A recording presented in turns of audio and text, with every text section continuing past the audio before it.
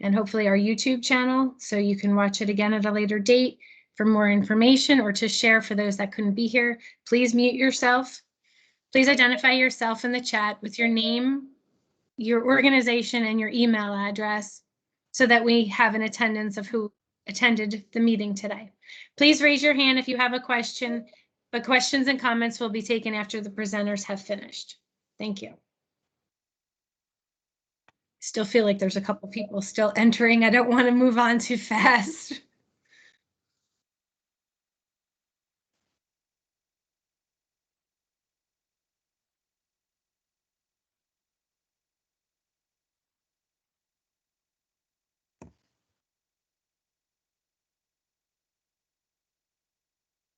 Okay. This public session is to explain our request for proposal that was released on December 30th. Proposals are due February 28th, 2022. As you can see, this is our agenda for today's presentation. A quick introduction of our team. Our director is Anika Andrews. That's myself, Catherine Schaefer. In contract administration, we have Russ Rader and Roxanne Frederick. We have our grant managers, Harold Nebling, Jennifer Noblejas, Lisa Sworn, Lynette Lorig, Tony Heater, Brian Carter.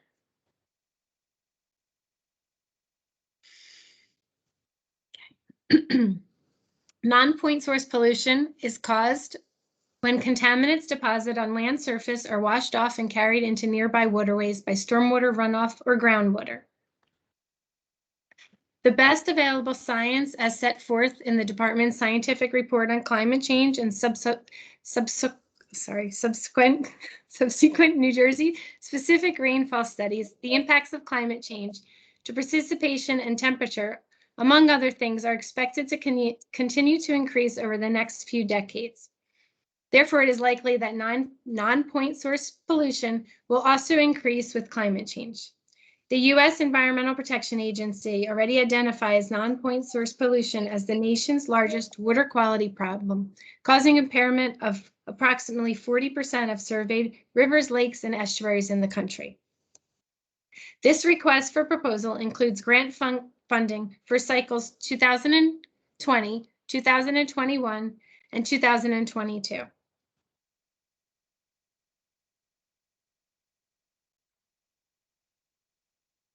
These are our funding priorities. The department uses a rotating basin approach for New Jersey's 5 water regions.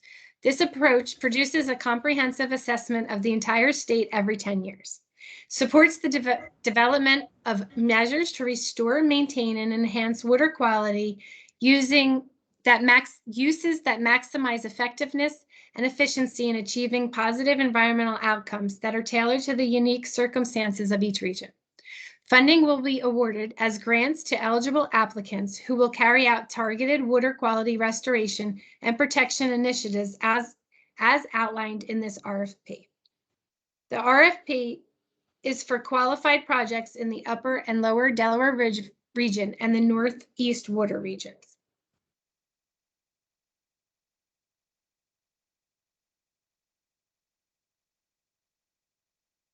$1 million is designated for the development of watershed plans, including updates to existing approved plans in the Northeast, Upper, and Lower Delaware River watershed management areas. $500,000 for the development and implementation of lake protection plans and our watershed plans, including updates to existing approved plans statewide to address nutrient inputs which contribute to harmful algal blooms. Please note that lake protection plans are subject to the same criteria as activities to protect and restore other types of water bodies from non-point source pollution, so they should also follow Appendix G for watershed plan requirements and guidance. $300,000 is for the development and implementation of a lake protection plan and our watershed plan for Dehernal Lake and sub-watersheds that drain to the lake. This is located in the Raritan Water Region in support of departmental TMDL initiatives. $1 million is for the implementation of approved watershed-based plans addressing current designated use impairments and TMDL allocations, including phosphorus impairments related to harmful algal blooms within the Northeast, Upper, and Lower Delaware River watershed management areas. The approved plans are listed here and in Table 1 of the RFP.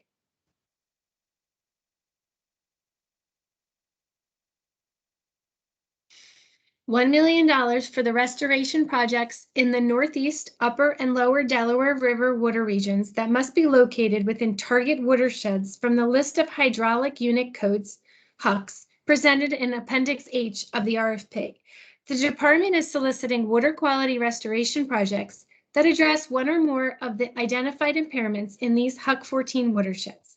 This list was developed using EPA's Recovery Potential Screening Tool, which compares watershed conditions, their restorability, and determines where the implementation of the best management practices is likely to produce successful results. A total of $150,000 for the Rancocas Creek, the Rancocas Creek Stormwater Management Project, using funding from the Department of Defense Readiness and Environmental Protection Integration Program for projects near installations and addressing regulatory restrictions that inhibit military activities.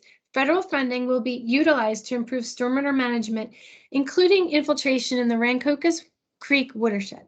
$30,000 will be utilized to contract and initiate a design and plan for a stormwater management and watershed plan project to involve stream bank restoration, reduce impervious surfaces, and/or increase storage capacity of stormwater retention ponds to reduce erosion, overland flow of the Rancocas Creek, and flooding of our valuable resources and community. $130,000 is available for the implementation of stormwater management project to be completed, specifications and permitting and construction. The project scope for this grant is 2 years. $300,000 for the continued implementation and administration of a statewide community water monitoring program for an additional 3-year period. The applicant must have the capacity to oversee the coordination of existing and creation of new community-based water quality monitoring programs and initiatives in New Jersey that address both volunteer monitoring and citizen scientist components.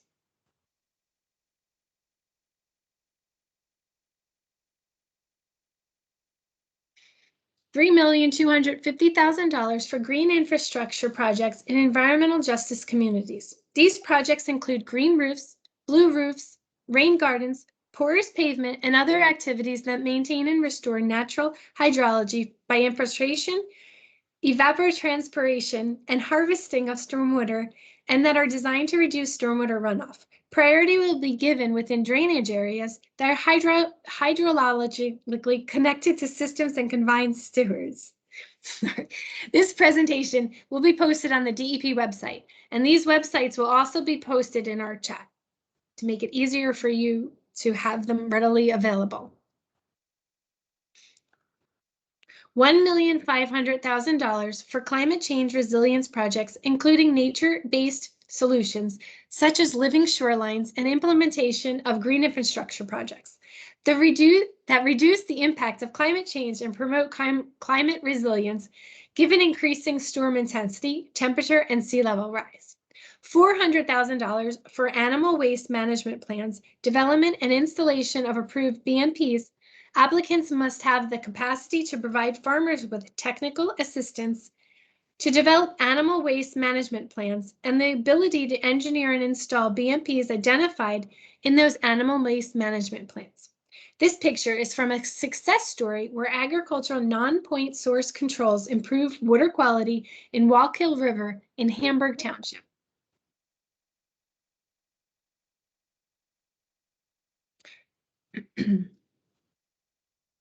Applying to the RFP. Submission deadline is February 28th, 2022. Funding recommendations and notifications will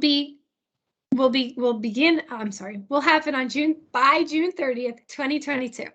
Project schedules from start to finish should not exceed 3 years. 2 years for the Rancocas Creek Stormwater Management Project. Expenditures by the grantee outside the grant period may not be eligible for reimbursement.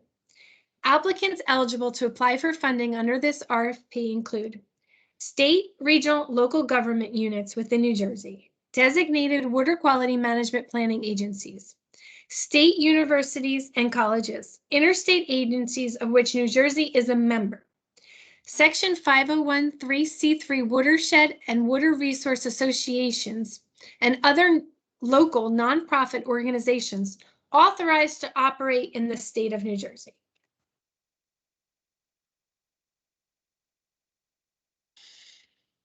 Eligible applicants and eligible projects must provide sufficient staffing, proof of sufficient staffing and other resources with the capability, expertise, and environmental experience to perform the proposed project. The ability to establish and maintain partnerships to ensure project implementation, as well as long-term operation and maintenance management. Authority to implement the proposed projects and property or other access rights to construct the project. In addition to meeting the specifics of the grant opportunities described, eligible projects must be well-designed to achieve the goal of non-point source pollution reduction and presented in the proper sequence of events. Goal, objective, task.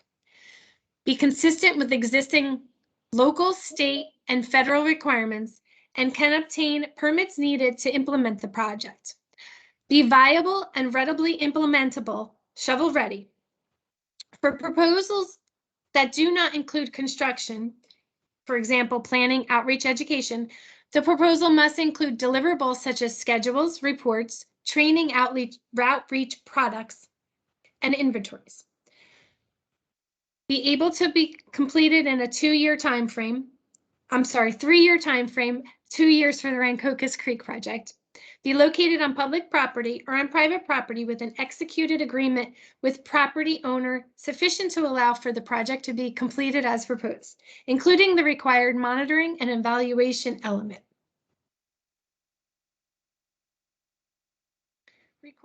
Required elements for a complete proposal. Project background summary information, a description of the problem as it relates to the priorities listed in the request for proposal. Project description, explain the project and how it will address the problem and priorities in the request for proposal. Must contain your goals, objectives, and tasks to complete the project.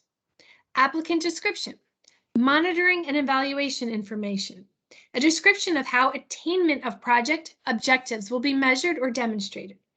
Implementation schedule and budget, a description of the implementation schedule and budget by objective and task that includes project deliverables and the responsible party.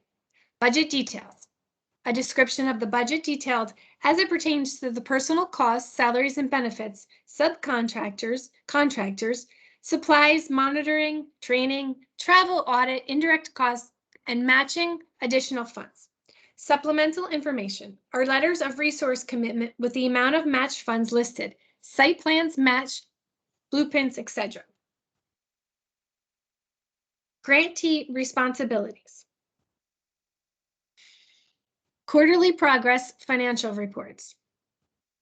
Required to be submitted to the department on a quarterly basis to provide an update and explanation of the project status. This is a requirement. Spreadsheet tool for estimating pollutant loads. After the completion of each BMP project, a grantee is responsible for calculating the load reductions and reporting them to the department. Water quality data. Grantee must get an approved QOP before any monitoring measurements or data generation is initiated. In addition, data must be submitted to the department and the EPA's Water Quality Exchange database. Completion of a project. Grantee is responsible for the projecting being completed on time and providing a final report summarizing the project and highlighting the results. Ownership, proprietary rights, data, and geographical information system requirements. Grantee must provide the department with all information generated during the grant, return all equipment purchased with grant funds, and ensure that GIS data follows the New Jersey DEP GIS standards.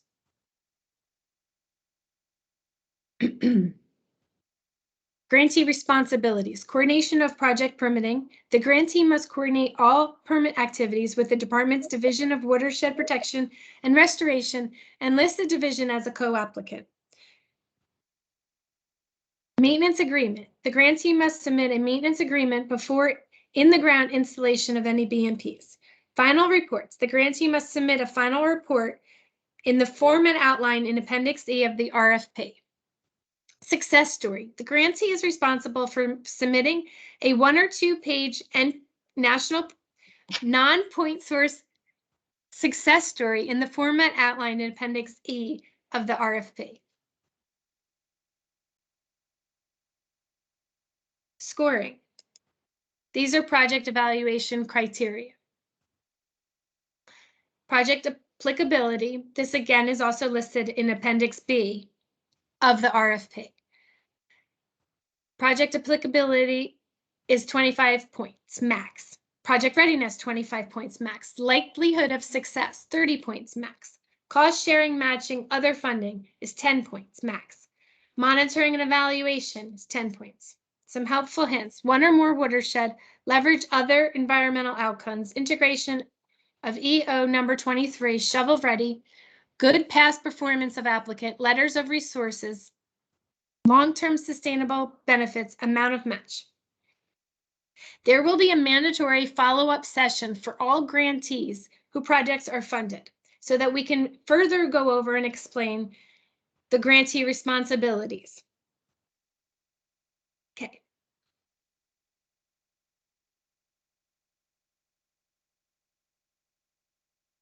And that completes my presentation. Now, Jennifer Nablejas, who is one of our contract administrators in the Water Quality Restoration Grant Program, will go over our SAGE system. It's very important.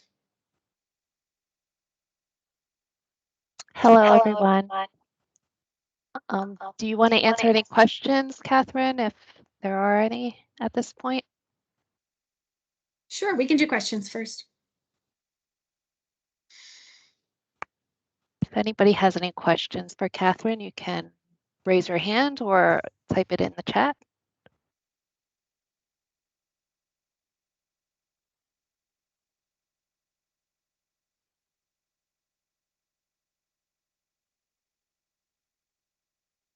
Let's see, Julie has a question in the budget. Is it allowed to charge indirect per federal negotiated indirect rate agreement?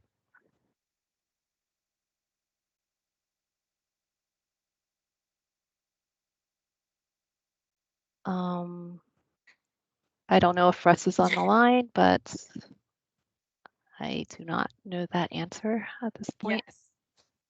I'm here, Jen. Yes, they can. Grantees can charge the NICRA rate, but they would have to submit the proof of that agreement.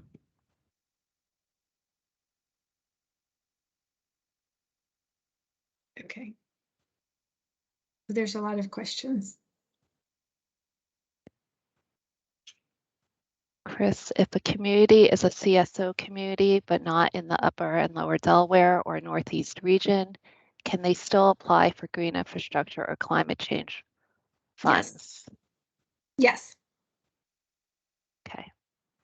Priority is I just follow. Priority is given to the Northeast, the upper and lower Delaware, but you can definitely, you know, that you can apply for it.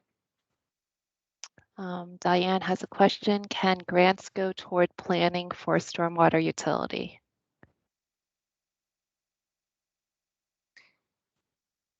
I'm trying to think. I'm sorry, I don't have these memorized, but so I do think that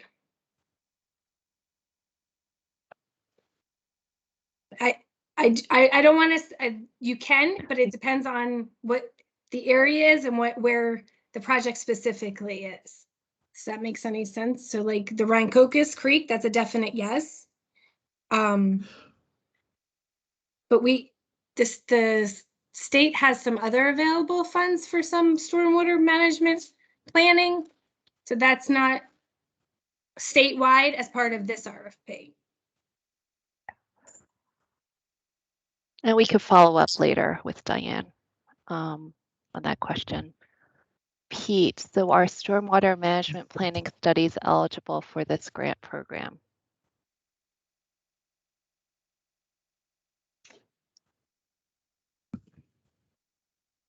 I think we're focusing more on watershed plans rather than stormwater management planning studies in this RFP. So I would focus more on the watershed plans.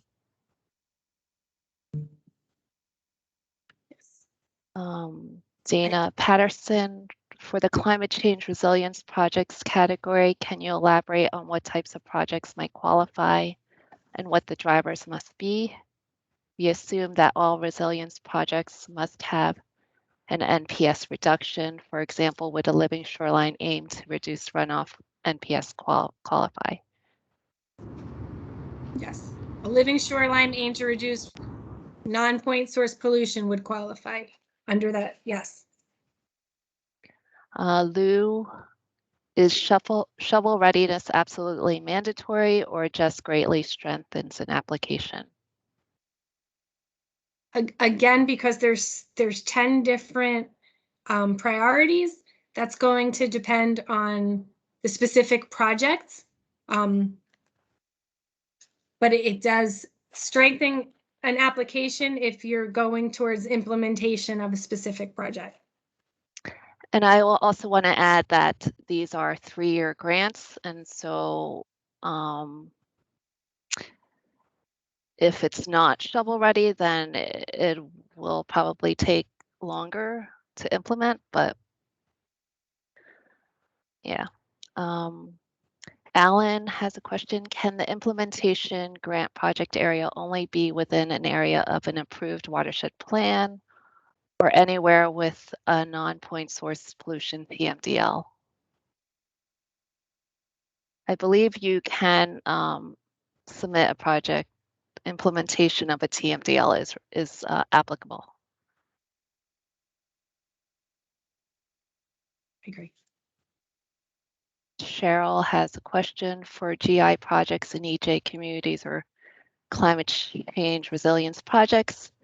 If there is no watershed plan in the area we would like to target, would completing an impervious cover reduction action plan that includes target locations for implementing GI projects like rain gardens be covered as part of the grants, i.e. doing the plan and then implementing several of the GI projects? So I do feel like this is combining, but there's the green infrastructure in the EJ communities that would meet some of that. I mean, that answer is, so you can do that in the EJ communities for the green infrastructure. And rain gardens is included as a GI project.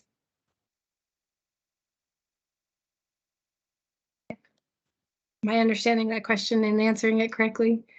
And there's a second part? Yeah, there's a second part for evaluating, demonstrating the project objectives. 2 evidence-based load reduction tools are mentioned in the RFP. Step L, and then the unit area load method. Are other tools acceptable? Model My Watershed or Drexel's? At this point, it's just the 2 that is EPA approved. If there are any other tools you want to use, we would have to take it up to EPA and have their approval on it. But at this point, it's only just the Step L and UAL.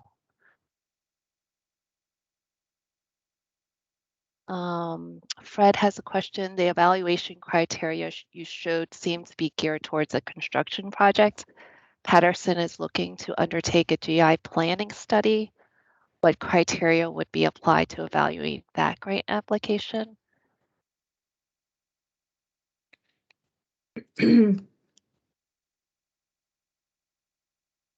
At this time, we don't have planning for GI studies. That's not part of this RFP at this time. Okay, Aaron has a question. If no or partial data exists for a particular watershed, can grants be used to develop a comprehensive data set through water quality monitoring? I mean, as part of a 9 elements watershed plan, there is monitoring associated with it. So I believe you can request monitoring.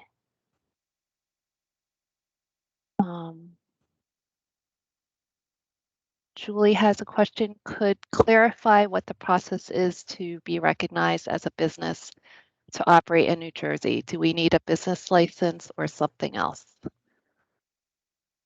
I believe you need a business certification and a vendor ID number. Hope that answers your question.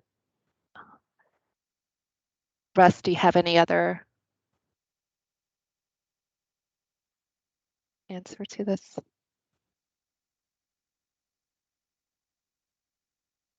Okay. Dana has a question. Is a design only for resilience projects?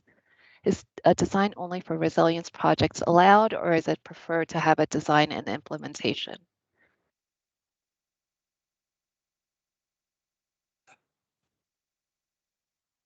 I would think it'd be preferred to design and implementation. Okay. Not I think it is preferred to have design and implementation. Okay. That seems to be the end of the questions. So I'm gonna share my screen and talk about, will you see that? And talk about the new electronic grant system that we have here at the DEP. So, Catherine, do you see my slides? I do, yes. Okay, great. So this new system will handle the entire grant process electronically from start to finish.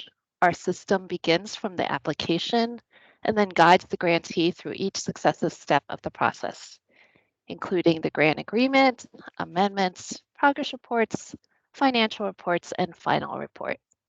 Jen, I'm sorry, we only see your first slide. Did you move on to a second slide? No, I'm still on the first. Okay, I'm sorry. That's okay. Sorry. I just want to note that SAGE is used by other New Jersey state departments, which they call Blue Sage or Green Sage, but our system is not connected to them. So please use this unique website when accessing the system. I would like to begin by showing you the welcome page and where you will log into the system. If you applied for the 2019 RFP number 2, you do not need to register again.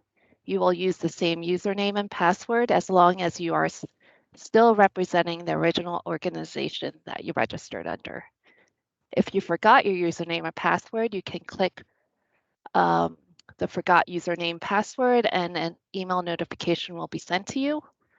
And then if your organization is now different, or if this is the first time your organization is accessing the SAGE system, you will need to register as a new user of the organization. The new user registration should be initiated by a person who is an official or a member of the organization that will be submitting the grant application. To register as a new user and organization, click on the new user hyperlink and the registration page will appear. So you will complete the fields on the registration page. Please note that throughout the system, if there is a red asterisk next to the field, this field is mandatory and must be filled in. If not completed, an error will be generated and you will not be able to submit the documents or move forward. So once this page is completed, you must save the page for the information to be submitted to the DEP. The Save button is located on the top right of the page. After clicking the Save button, you may close out of the system and an email notification will be generated to let you know that we have received your request and a response will be sent within 72 hours, indicating that you and the organization have been accepted.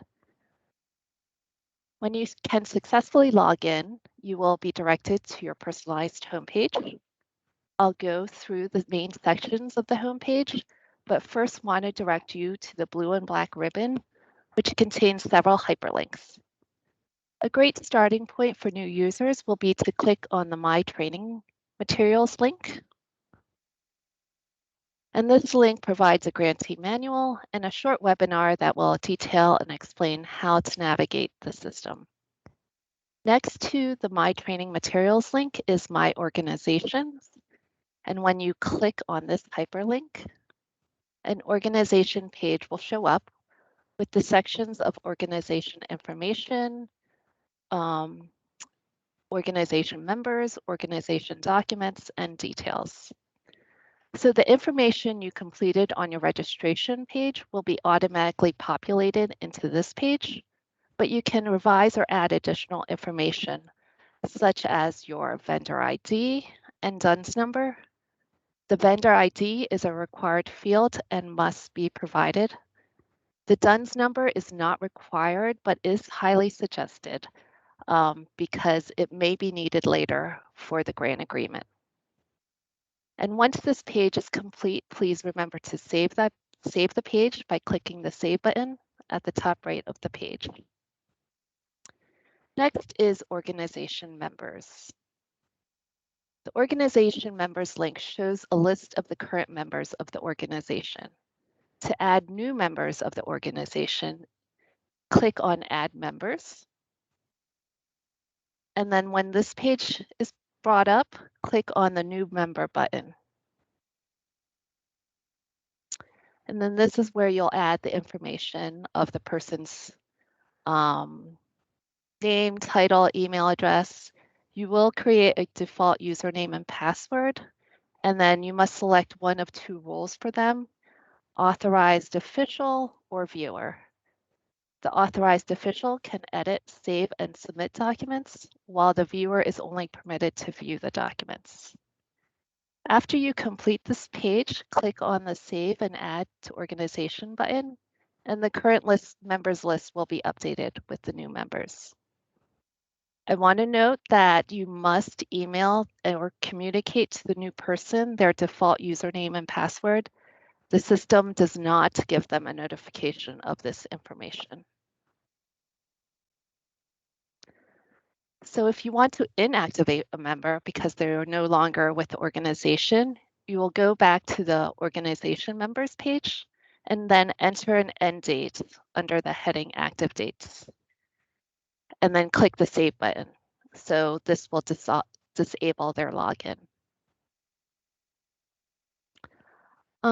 Next part of this My Organization is organization documents, and it lists any documents that are in the system that is connected to your organization. And then the last link is organization details. This is not currently used by any program and will contain no information. And then the last link in the blue and black ribbon is My Profile. And this is where members will go to update their contact information and change their username and password. Don't forget to click the Save button when complete. So once you have set up your organization and profile information, let's go to the main sections of the homepage. The My Inbox section lists all notifications generated by the system. So email notifications will be sent to all the authorized officials that you designated for your organization. It will be sent to their email address and to this My Inbox section. So you can click on Open My Inbox, and then you can sort messages by priority, sender, subject, or date and time. However, you will not be able to delete any notifications. And then above the My Inbox section is the View Available Opportunities. And if you click on the View Opportunities button, a list of all grant opportunities provided by the department will show up. And then you will click the Apply Now button under the program you want to apply to. So if you are not interested in a particular grant program within the DEP, you can click in the Not Interested button and that opportunity will not show up on future lists until you reset the opportunities. I want to point out that this is an old slide, but for this RFP, you will search for water quality restoration 2020 to 2022, and then click the Apply Now button underneath that description. A menu page will show up, and the document information lists the application name, and this is made up of a combination of DP's program name. So WQR stands for Water Quality Restoration, which is our program. The calendar year the document was created, organization abbreviation, and then the next sequential number that represents the grant in the system. And then the next is document details, and this shows you that this document is tied to your organization, what your role in the organization is, what the current status of the document is, and the due date of the documents. And then lastly, the document snapshot, it gives you general information such as directions on how to get started and overall grant information, which will be populated as you fill in the application.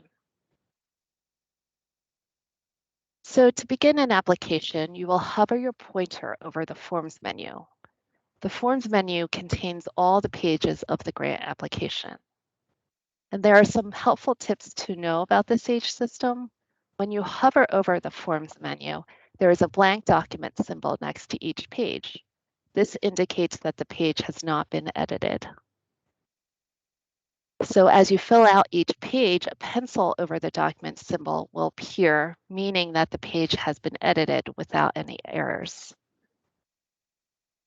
But if an orange hand symbol shows up, then the page has been edited, but is not finalized because either an error has triggered or a required field needs to be completed. In certain sections of the application, you will see a plus symbol like this one. You can click on this and it will add rows so you can add additional information. Here's another example of this plus symbol. And then if you navigate back to the profile information page on the Forms menu,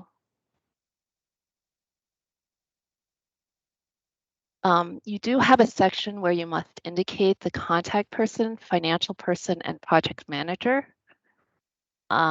These are fields that are drop downs with the names of all the members you added to your organization.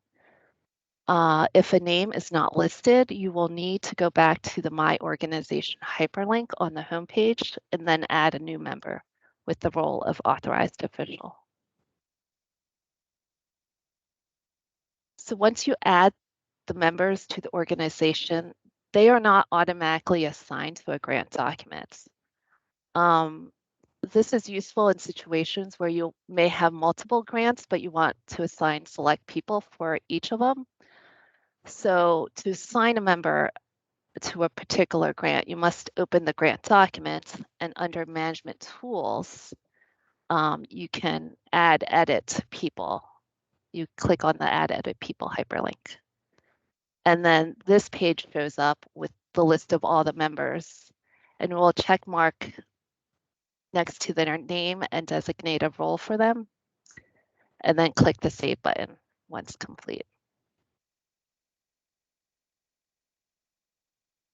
And then other tools on this menu, Management Tools option is to print or save a PDF of the completed application or a blank application. You may see the status history of the document and then check for errors also. And then the last section is the related document and messages. This is where you will initiate a progress and financial report after a grant has been executed. So when all the forms are completed without any errors and you're ready to be submitted, you will hover over the status changes link and click the submit button under application submitted. If you want to cancel an application, you can click the submit button under cancel application. And then this whole status changes option just moves a document to the next step of the process. Let's say you are still working on the application and have not submitted it yet. This document is not lost. It is put on under a My Task section of your homepage. So let's navigate back to the homepage. Here, since you initiated an application but have not yet submitted it, the My Task section is now visible to you and all the authorized officials in the organization. So you will click on Open My Tasks, and then the My Task section opens up to list all the documents that is waiting for an action to be performed. This may be to submit an application, modify an application, or report or review and sign a grant agreement. And then when a grantee needs to perform a task after the application has been submitted, the system generates an email notification to all the authorized officials. So if you receive an email notification, look in your My Task sections to see what document the notification is referring to. If the My Task is not visible to you, then the grant document is back with the DEP for their review and action.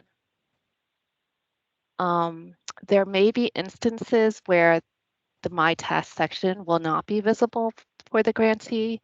So to search for a document, you will click on the My Applications tab. And then here you will be able to search in any combination, either by application types, which is a list of all DEP program names, the application name, the status of the application, year it was created. So I tend to use the application most and put in the application number. So 165, and then 165 will show up.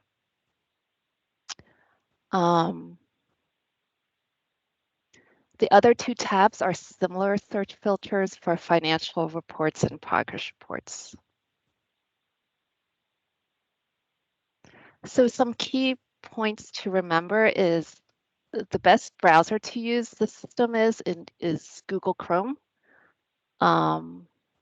Don't forget to update your organization information and add, the members who are designated as the contact person, financial officer, and project manager before you start the application.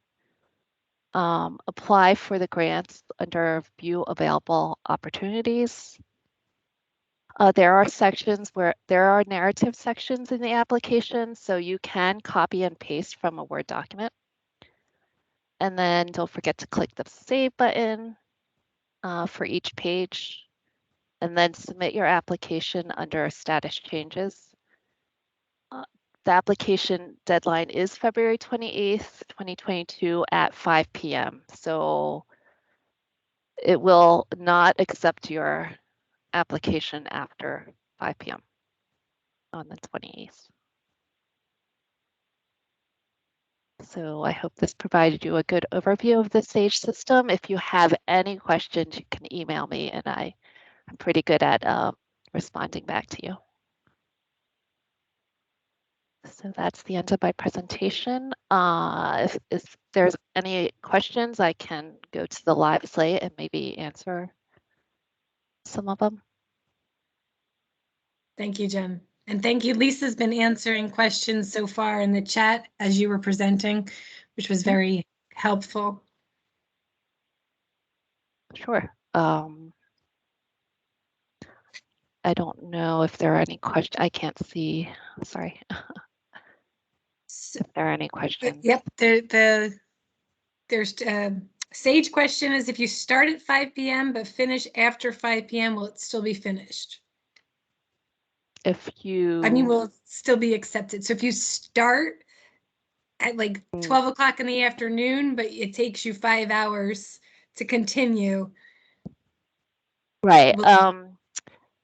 that you need to go to status changes and submit your application before 5 o'clock. Okay. Or else if it's after 5 o'clock, then it won't do anything. It won't submit it for you. Okay.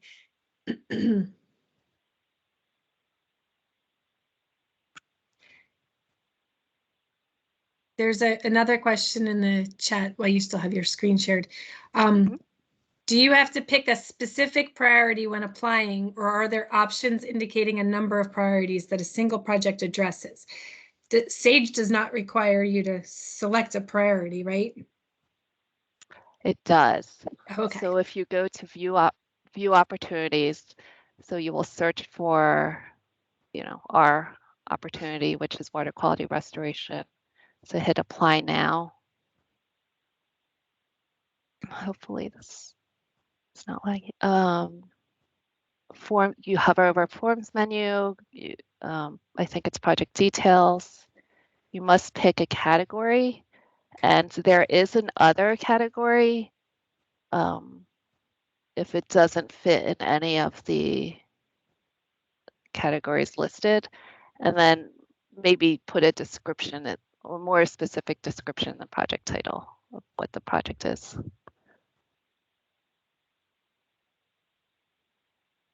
And then you can add multiple categories by clicking the add row. Okay. So the question is, if that can you submit the application twice under different categories? And the answer would be no, because you just you can add multiple categories, right? It depends. I mean, yeah, you can pick multiple categories, and I guess it depends on if you want it. We might, depending on how many proposals we get, we might not have enough money to fund all that you asked for.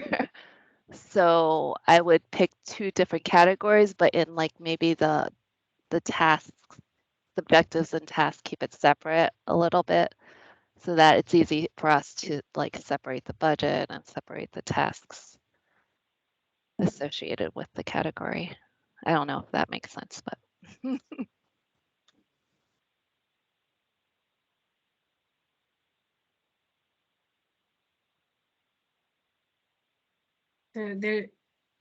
The next question. Oh, there was a response back that said that was what. Thank you. It made sense. Yeah. Can we submit the same application twice under different categories?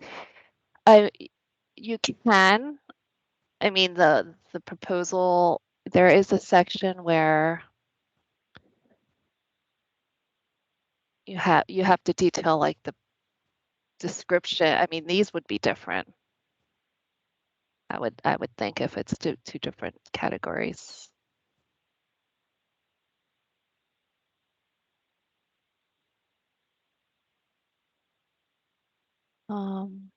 It does. I think there might be some overlap between climate change and GI projects. Okay. Yeah, we could talk about that if what are required match amounts? I don't think there are there is a match requirement, but it just increases your score if you do have any match or other funding associated with the proposal. Okay.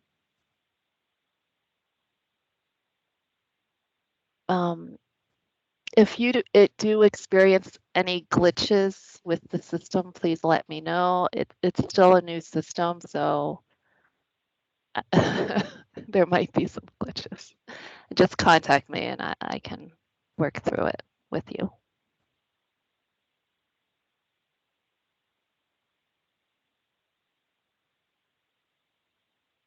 I think that's all of the questions.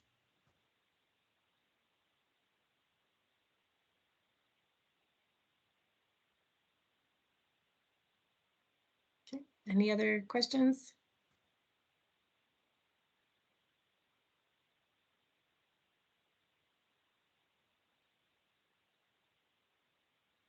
Okay. I just want to say a huge thank you to Jen and to Lisa and to Russ and for all of our whole other staff. Thank you so much for helping me today. Oh, we did get some questions. We waited long enough. Let me just see.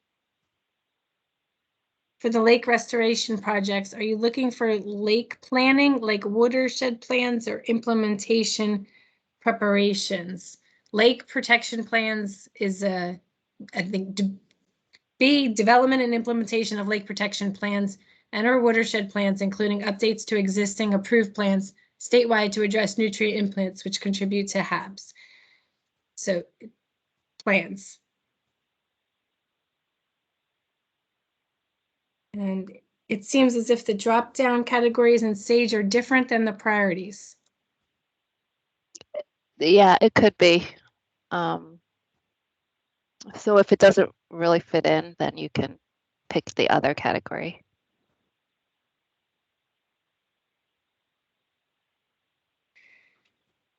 So 3 years from date of grant award.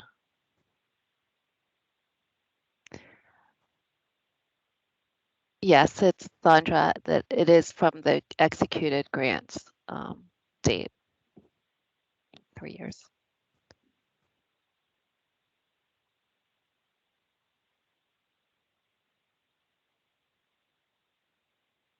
I think that's it. Okay.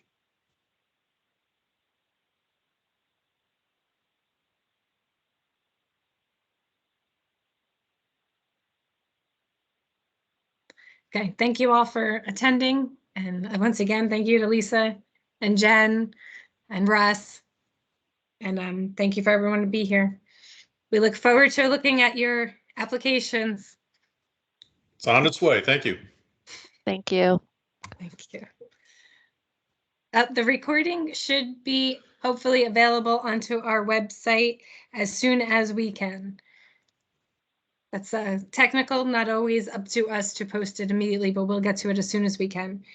And I do believe we're going to also put up the slideshow presentations onto our website as well. Yes. Thank you. Thank you. Bye-bye, everyone.